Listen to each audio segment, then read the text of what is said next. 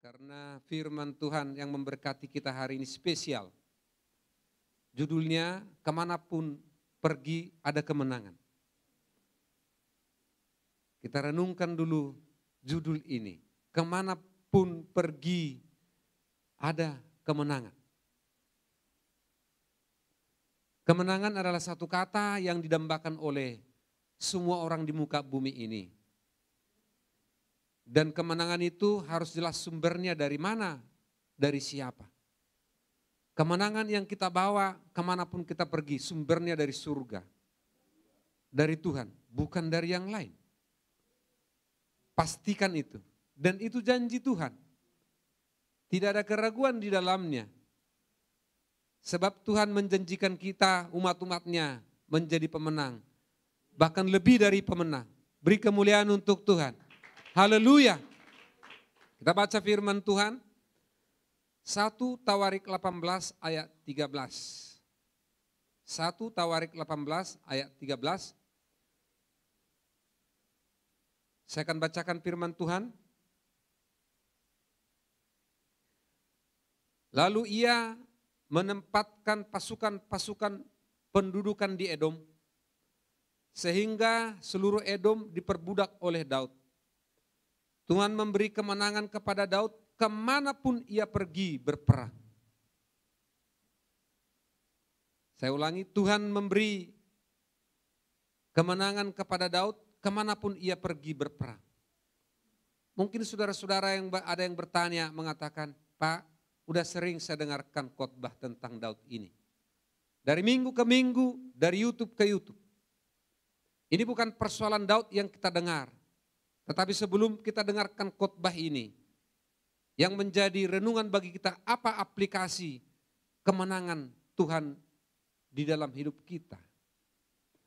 Apa aplikasinya kemenangan Daud ini di dalam hidup saya, di dalam hidup gereja, dalam keluarga, dalam pekerjaan, di mana saja.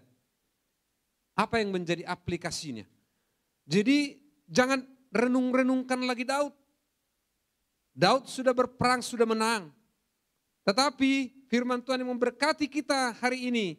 Apa yang menjadi bagianku, kemenangan itu kemanapun aku pergi. Mau engkau menganan, mau engkau mengiri, mau engkau maju dan ada saatnya seketika mundur. Kemenangan itu ada pada kita. Sebelum mendengarkan firman Tuhan ini, renungkan baik-baik. Di titik mana engkau kalah dalam kehidupan ini. Sebab percuma kan saya bawakan khotbah Daud ini sebab Daud sudah pemenang. Bukan untuk Daud khotbah ini. Tetapi untuk saya dan saudara, haleluya. Dan termasuk yang di rumah-rumah. Untuk kita khotbah kemenangan ini. Bukan untuk Daud. Cerminannya adalah Daud. Mari kita merenung sejenak di titik mana kita lemah. Engkau berbicara kepada Tuhan, bukan kepada sebelahmu. Sebab firman Tuhan tidak pernah kembali dengan sia-sia. Firman Tuhan akan melakukan apa yang dikehendaki oleh Tuhan. Saudara-saudara, sebelum dilanjutkan firman Tuhan ini, mari renungkan di mana yang menjadi kekalahan, titik mana, wilayah mana. Apakah titik kemalasan? Apakah titik kesombongan? Apakah titik malas ke gereja? Malas mendengar firman Tuhan? Malas berdoa? Tidak mau memberi? Atau di wilayah gosip? Saya lemahnya di wilayah gosip ini. Saya tidak bisa berhenti menggosip. Renungkan dulu sebelum kita mendengarkan firman Tuhan ini. Supaya kemanapun kita melangkah, ada kemenangan. Haleluya. Banyak raja di Israel, tetapi tidak ada yang sama menyamai Raja Daud. Ya, kita membaca firman Tuhan berurutan ya. Raja Daud the best di antara semua raja. Luar biasa Raja Daud. Ya. Dia berhadapan dengan Goliat, dengan umban, batu, ya. Goliat ambruk. Sudah sering kita dengar ini. Ya. Penekanannya adalah, apakah di umbannya kemenangan Raja Daud? Apakah di batunya, batu itu kemenangan Raja Daud? Ada banyak batu yang tidak membawa kemenangan. Ada banyak umban yang tidak membawa kemenangan. Ada banyak senjata yang tidak membawa kemenangan, saudara-saudaraku. Senjata-senjata begitu saja. Tetapi kenapa batu itu menjadi kemenangan bagi Daud? Karena ada Tuhan di situ. Karena Tuhan berkenan di situ. Memberkati upayanya, usahanya. Kemanapun Raja Daud pergi, dia memperoleh kemenangan. Suatu saat Raja Saul menombak dia. Ya, lihat di gambar itu, tayangkan di YouTube. Materi khotbah. Ya, Raja Daud sudah menombak dia. Raja Saul menombak Raja Daud. Ya, sudah harus mati dia. Tidak ada cerita. Tetapi sesekali Tuhan berjanji, kemanapun engkau pergi, hai Daud, engkau menang. Dia mengelak tombak itu, maka Daud selamat. Saudara-saudara. Sewaktu Goliat menghampiri Daud, Daud mengatakan, engkau mendatangi aku dengan pedang, tombak dan lembing. Tetapi aku menghampiri engkau dengan nama Tuhan semesta alam. Saudara-saudara, perkataan itu berkuasa.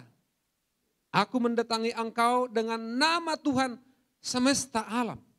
Jadi bukan di batunya kemenangan Daud, bukan di umbannya atau orang bilang ketapel, ya. Bukan di situ kemenangannya, tetapi perkenanan Tuhan. Bahkan suatu saat Daud ini karena dia dikejar-kejar oleh Raja Saul, dia pergi ke daerah wilayahnya Goliat, namanya Raja Akis di kota Gad, ya. Di 1 Samuel 21 itu.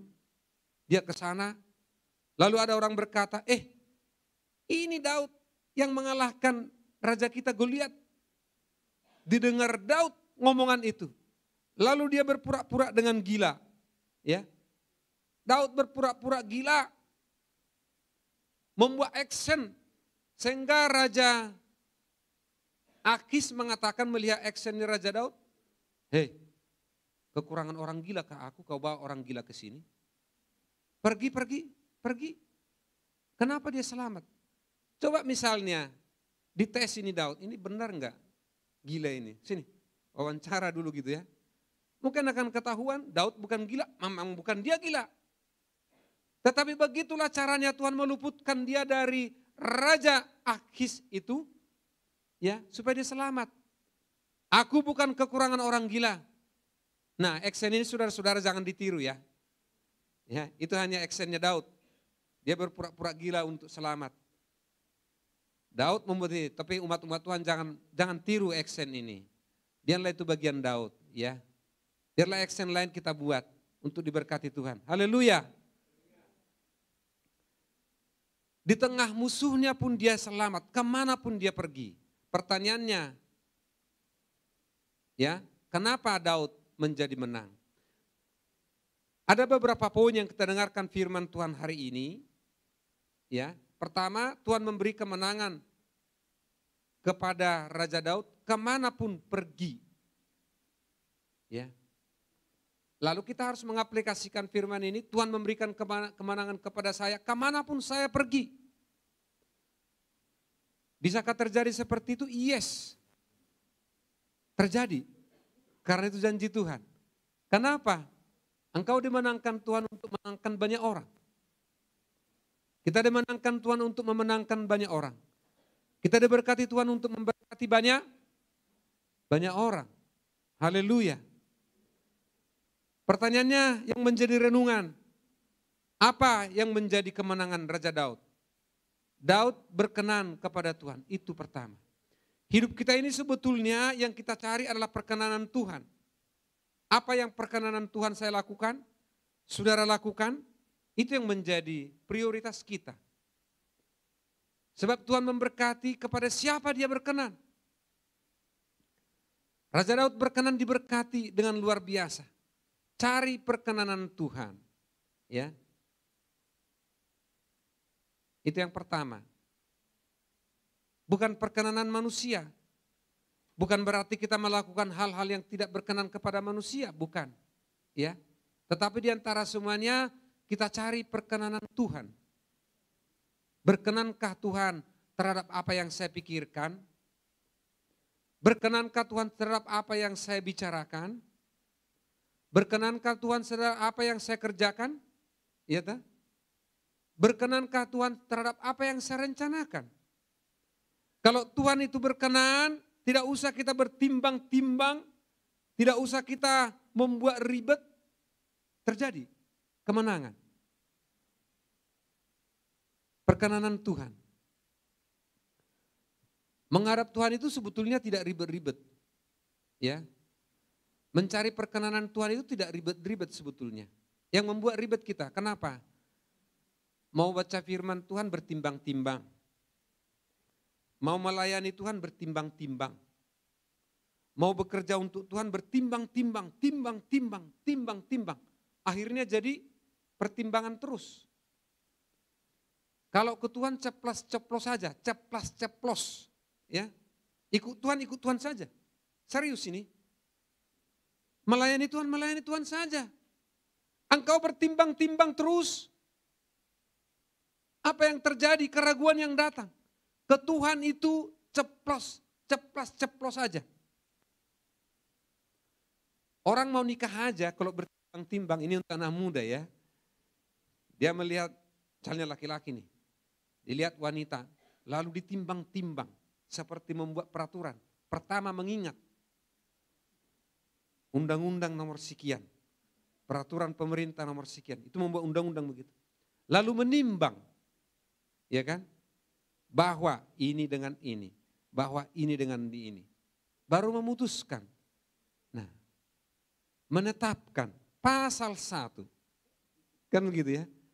Kalau itu yang terjadi, engkau tidak akan nikah-nikah. Kenapa? Bertimbang terus. Mengikut Tuhan, mencari kehendak Tuhan, lebih simpel dari itu. Kalau anak-anak Tuhan bertimbang-timbang, saya pertimbangkan dulu ya. Saya mau ke gereja, saya pertimbangkan dulu ya. Enggak ke gereja. Kenapa? Karena kau lihat warna bajumu yang kau sukai pas, basah, enggak kering, enggak ke gereja. Kenapa? Bertimbang. Kalau mau melayani Tuhan, bertimbang. Aku melayani Tuhan apa enggak ya? Tadi aku diskusi dengan istri saya di mobil ya. Dan dia memulai front diskusi itu dan menarik.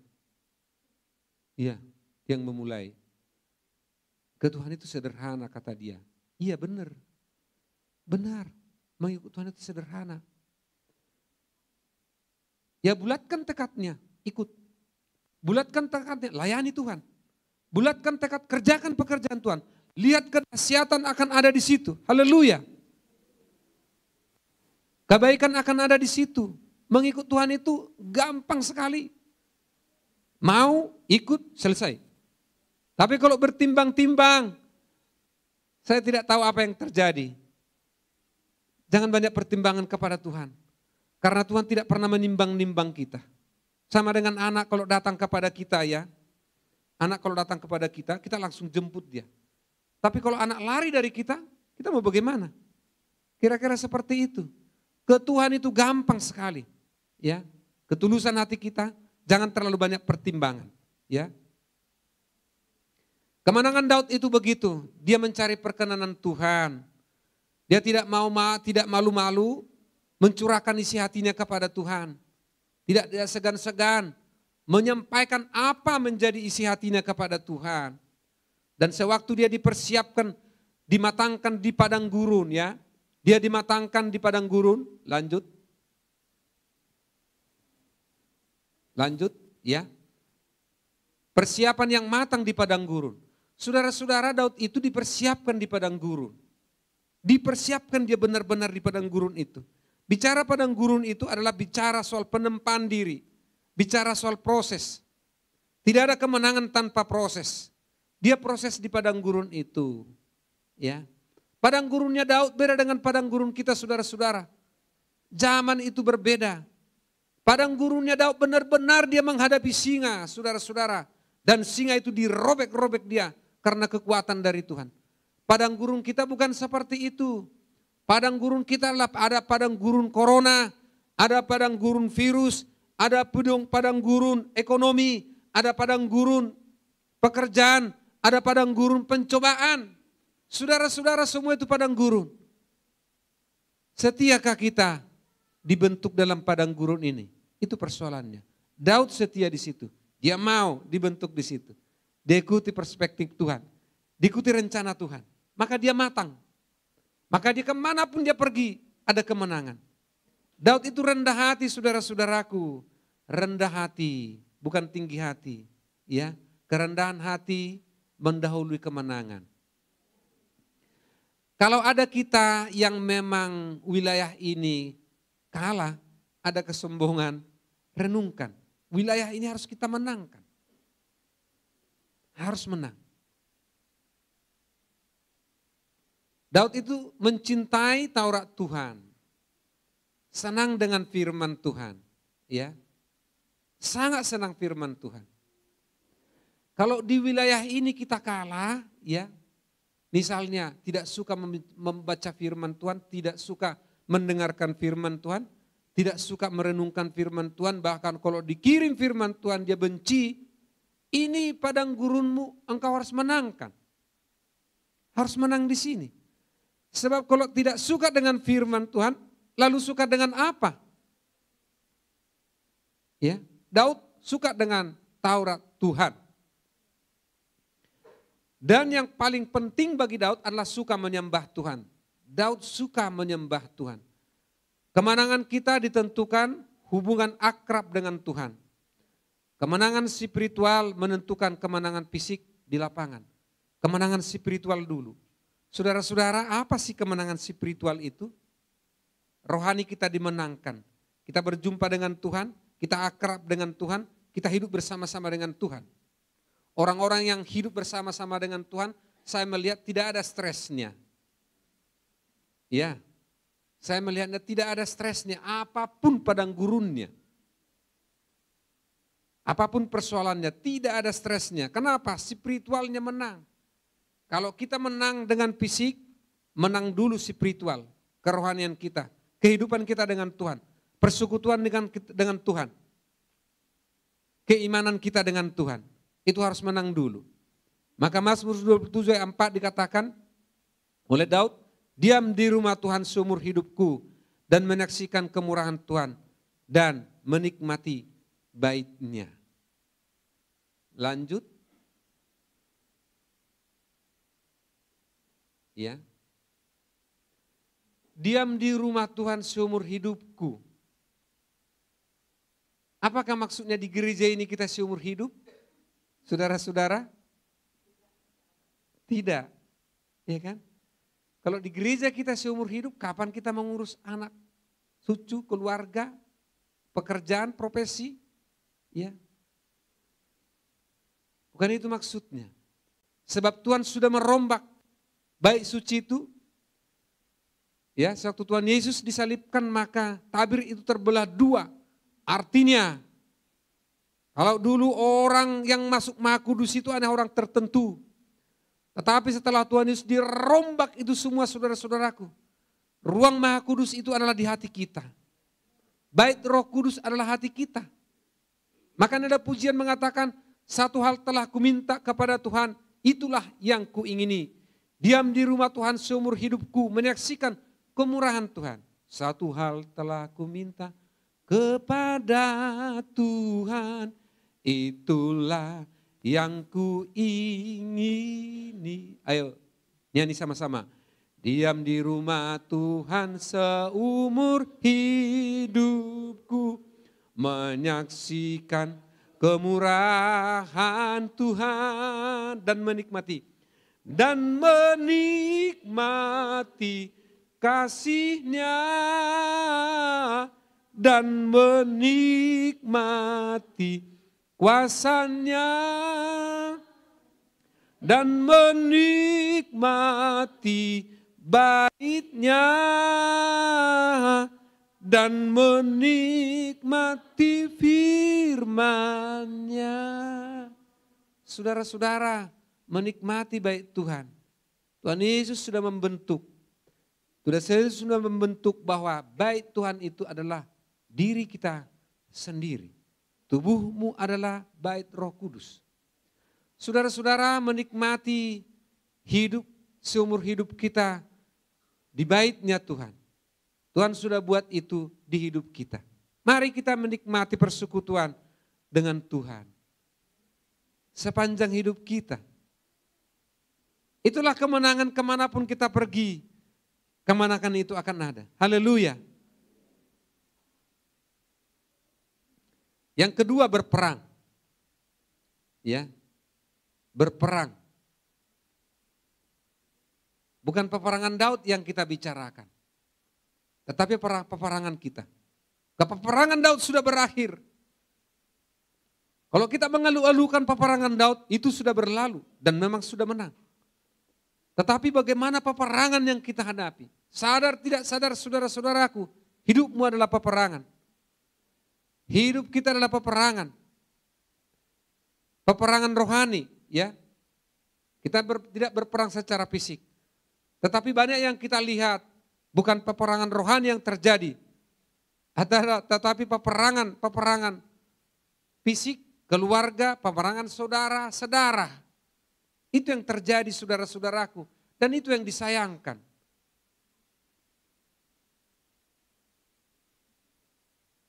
Peperangan saudara. Peperangan keluarga. Apa maksudnya Pak Pendeta? Orang tua berantem dengan anak-anak. Suami berantem dengan istri. Istri berantem dengan suami. Saudara-saudara, bukan peperangan itu yang dimaksudkan. Tuhan tidak menyukai peperangan itu. Ya. Sebab sejatinya keluarga adalah utuh.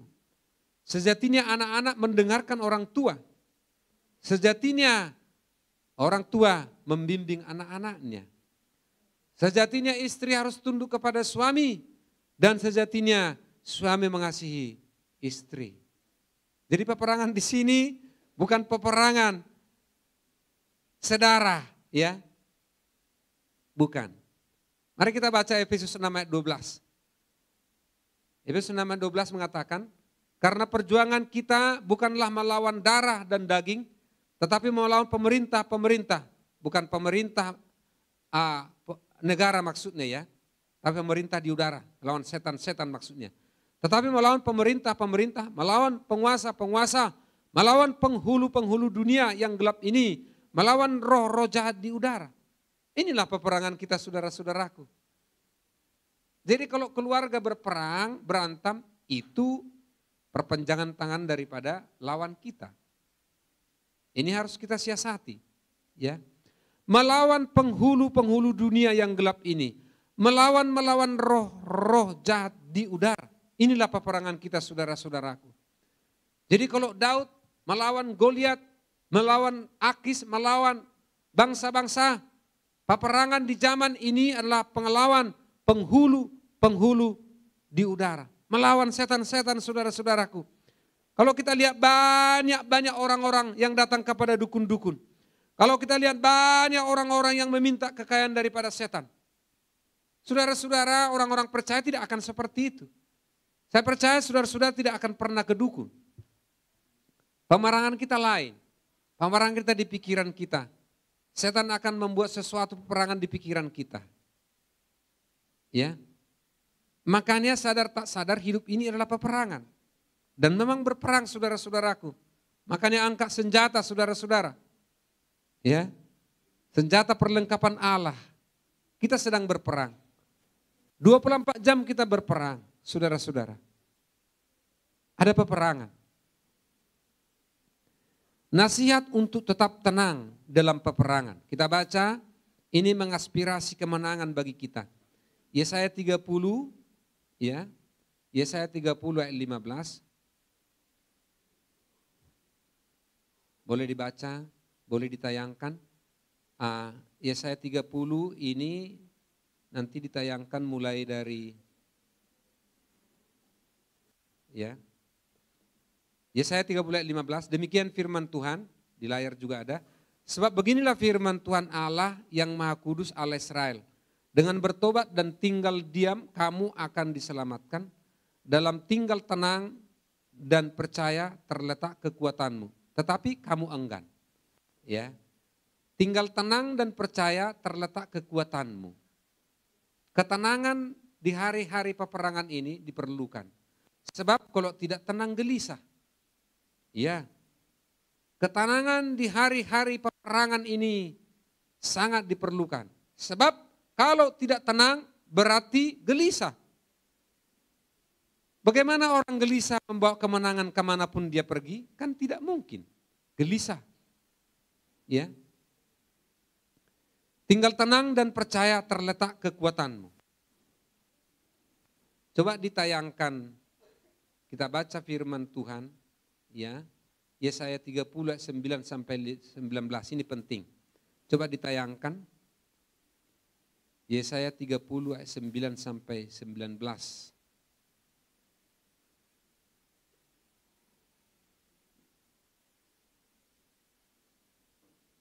Di sini terpotong. Coba ada yang bacakan di handphone ya, di layar terpotong. Pakai mic, Sintua Andre. Yesaya pakai mic. Yesaya 30 ayat 9 sampai 19.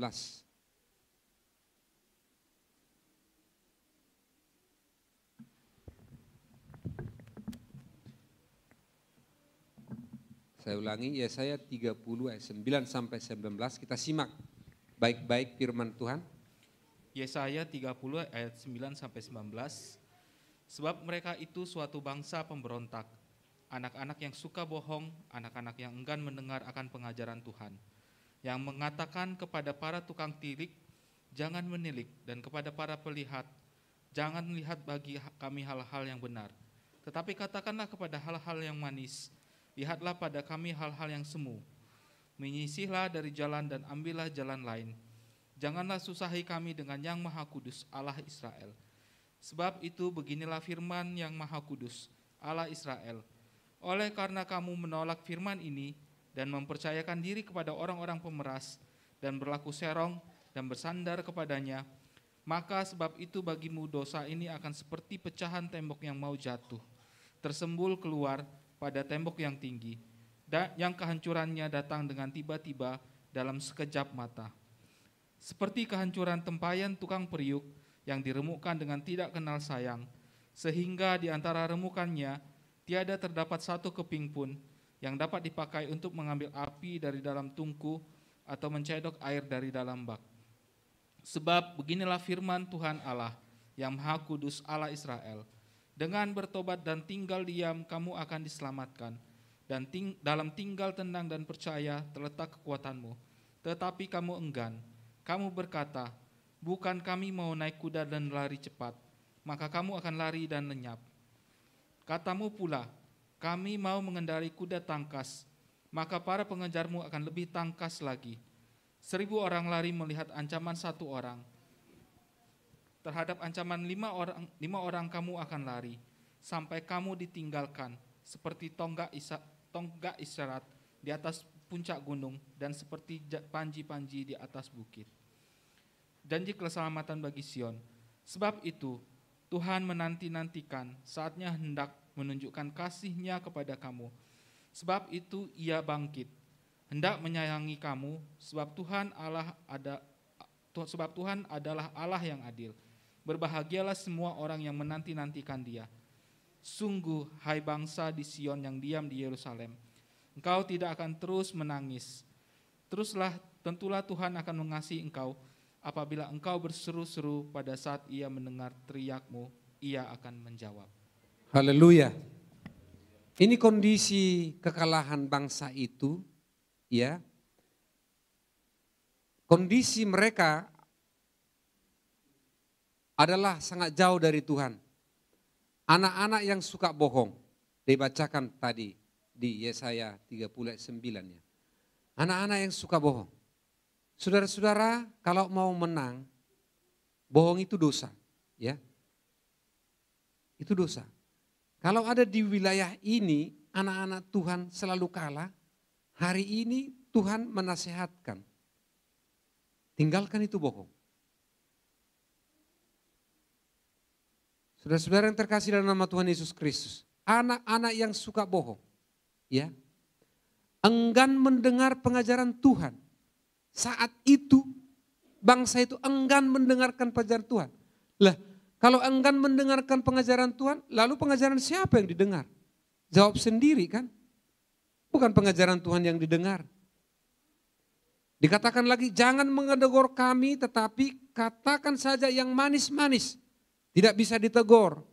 Kalau salah ditegur, marah. Saudara-saudara bagaimana mau menang? Ya kan? Katakanlah yang manis-manis begitu. Yang dibacakan tadi. Jangan susahi kami dengan yang maha kudus Allahmu. Bayangkan. Bagaimana memenang?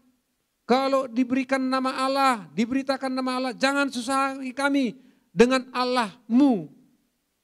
Saudara-saudara, berapa terpuruknya orang-orang seperti ini yang tidak suka dengan Allah. Karena kamu menolak firman ini, kata Allah kepada Nabi Yesaya, sampaikan kepada umat ini, dan mempercayakan diri kepada orang yang berlaku serong, maka dosa ini menjadi pecahan tembok. Artinya kondisi zaman itu, kekalahan demi kekalahan dialami bangsa itu. Gak bisa ditegur, suka berbohong, tidak suka dengan Allah. Maka dinasehati dia dalam firman itu, umat itu dinasehati dengan bertobat, diselamatkan, tinggal tenang dan percaya terletak kekuatanmu. Tapi kamu enggan. Saudara-saudara yang terkasih dalam nama Tuhan Yesus Kristus, kita membawa kemenangan demi kemenangan kemanapun kita pergi. Pertobatan adalah suatu kata yang mutlak. Kapan saja, di mana saja, anytime. Kalau salah bilang maaf ya, itu kan bertobat. Sederhana kok mendaratkan firman Tuhan itu. Orang mungkin berpikir, Pak Pendeta khotbah bertobat, aku kan bukan penjahat. Saudara-saudara, peperanganmu, padang gurunmu bukan peperangan Daud. Peperanganmu, padang gurunmu kehidupan sehari-hari. Kalau salah minta maaf, selesaikan. Maaf. Begitu maaf, berbahagialah orang yang membawa damai. Karena mereka disebut anak-anak Allah. Selesai. Dan tinggal tenang dan percaya terletak kekuatanmu. Ya. Dinasehati bangsa itu tapi dia enggan. Dia enggan, tidak mau. Tidak mau bertobat, tidak mau tinggal tenang, tidak mau percaya kepada Tuhan. Maka yang terjadi apa? Saudara-saudara, yang terjadi adalah pengejarmu akan lebih tangkas lagi daripadamu. Dia dikejar 1 orang tapi dilihat 1000 orang. Itu yang dibacakan tadi kan. Mengejar dia sesungguhnya hanya 1 orang. Tapi di penglihatan jasmani ini ada 1000 orang. Maka jadi orang-orang yang kalah. Tidak pernah menjadi pemenang. Kenapa? Ikuti firman Tuhan dari atas. Dia suka bohong. Dia tidak mau ditawarkan dengan nama Allah. Dia tidak mau tenang. Dia tidak mau percaya kepada Tuhan. Maka Tuhan berkata, pengejarmu akan lebih tangkas daripada engkau. Engkau dikejar 1 orang, maka engkau akan melihat 1000 orang. Orang-orang yang tidak mantap dengan Tuhan. Ya, orang-orang yang tidak mantap dengan Tuhan, maka akan melihat segala sesuatu menjadi ketakutan. Ya, melihat hal-hal yang hal biasa menjadi luar biasa. Bayangkan 1 banding 1000. 1 yang mengejar dia dilihatnya 1000. Itulah orang-orang yang tidak dekat dengan Tuhan. Maka waspada saudara-saudaraku, ya, firman Tuhan memberkati kita hari ini. Waspada kita harus tetap dekat dengan Tuhan. Supaya bagaimana? Supaya tidak ada ketakutan yang berlebihan. Supaya tidak ada kekhawatiran yang berlebihan, saudara-saudaraku. Sebab orang-orang yang mantap dengan Tuhan, saya melihatnya, kita melihatnya, stres pun jauh dari dirinya. Kenapa? Mantap dengan Tuhan. Maka Tuhan menjanjikan keselamatan itu kepada bangsa itu. Tunggulah janji keselamatan itu. Berbahagialah semua orang yang menantikan Tuhan. Berserulah maka Tuhan akan mendengar teriakmu. Saudara-saudara, bangsa itu menanti-nantikan janji Tuhan. Tapi kita hari ini bukan menanti-nantikan janji Tuhan. Sebab yang dijanjikan itu Tuhan Yesus Kristus sudah ada bersama-sama dengan kita. Bukan menanti-nantikan lagi. Lanjut. Ya.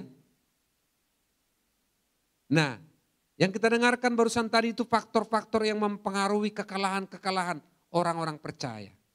Dalam Yesaya 30 ayat 9 tadi. Itu yang mempengaruhi faktor kekalahan-kekalahan orang percaya. Ya.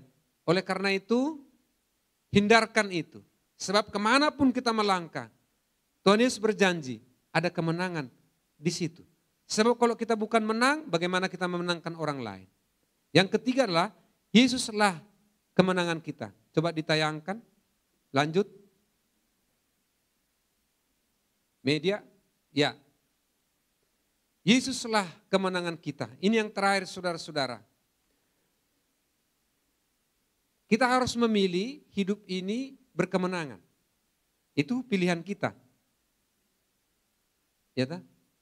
Hidup berkemenangan itu menjadi pilihan kita. Coba sampaikan sebelah kananmu, berkemenangan pilihan kita. Sebelah kiri. Iya. Kenapa menjadi pilihan kita? Karena memang Tuhan Yesus sudah menjanjikan umat-umat pemenang. Sudah dijanjikan itu. Ya. Itu janji Tuhan. Maka di satu ada janji, lalu kita pilih janji itu, kemenangan menjadi pilihan kita, keputusan kita. Keputusanmu itulah yang diberkati Tuhan. Keputusan saya dan saudara itulah yang diberkati Tuhan. Karena pilihan kita menang bersama Tuhan Yesus. Haleluya. Amsal 21:31 mengatakan, kuda diperlengkapi untuk hari peperangan, tetapi kemenangan ada di tangan Tuhan. Ini yang menyegarkan hidup kita orang-orang percaya. Kemenangan itu ada di tangan Tuhan. Cari perkenanan Tuhan. Seperti Raja Daud. Ya, perjuangan kita masih panjang. Orang tua masih melihat anak cucunya. Ya, pengerja-pengerja mencari jiwa-jiwa yang datang kepada Tuhan. Masih panjang. Kemenangan itu ada di tangan Tuhan dan percaya. Ya. Dan katakan mengikut Yesus keputusanku. Mungkin dari dulu kita sudah memutuskan ini. Tetapi keputusan ini harus kita ulang lagi. Ya kan? Keputusan kita. Sebab kalau mundur, bahaya saudara-saudara. No turning back. Mengikut Yesus keputusanku, mengikut Yesus keputusan. Artinya apa? Apapun konsekuensinya. Mengikut Yesus keputusan kita. Mari kita baca 1 Korintus 15 ayat 57 sampai 58. 1 Korintus 15 ayat 57 sampai 58. Tetapi syukur kepada Allah yang telah memberikan kepada kita kemenangan oleh Yesus Kristus, Tuhan kita.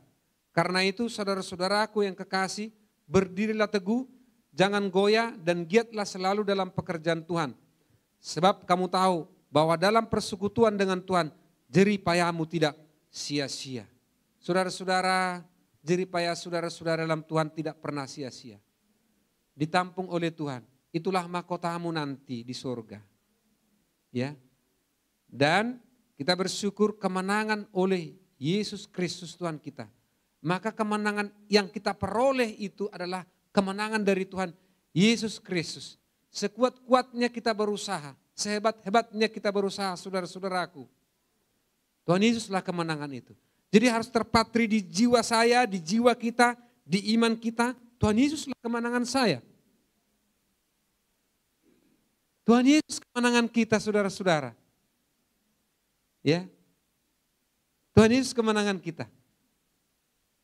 Itu harus terpatri di iman percaya kita.